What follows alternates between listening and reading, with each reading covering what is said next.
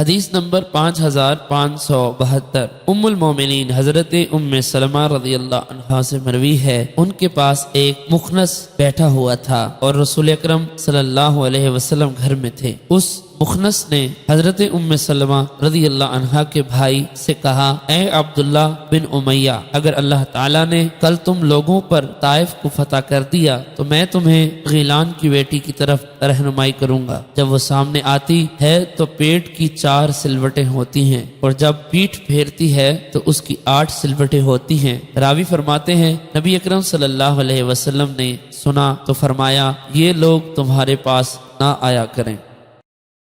حدیث نمبر 5573 حضرت عائشہ رضی اللہ عنہا سے مروی ہے، فرماتی ہیں رسول اکرم صلی اللہ علیہ وسلم کی ازواج مطہرات کے پاس ایک مخنث آیا کرتا تھا اور ان لوگوں میں شمار کیا جاتا تھا جن کو جنسی خواہش نہیں ہوتی۔ ایک دن رسول اکرم صلی اللہ علیہ وسلم تشریف لائے، وہ مخنث آپ کی ایک زوجہ کے پاس بیٹھا ہوا ایک عورت کا وصف بیان کر رہا تھا۔ اس نے کہا، جب وہ سامنے آتی ہے تو پیٹ کی 4 سلوٹوں کے ساتھ آتی ہے اور جب پیٹھ پھیرتی ہے تو 8 سلوٹیں ہوتی ہیں۔ رسول اکرم صلی اللہ علیہ وسلم نے فرمایا، کیا میں نہیں دیکھتا کہ جو کچھ یہاں ہے یہ اس کو پہچانتا ہے؟ اس قسم کے لوگ تمہارے پاس نہ آیا کریں۔ ام المومنین فرماتی ہیں اس کے بعد لوگوں نے اس کو روک دیا۔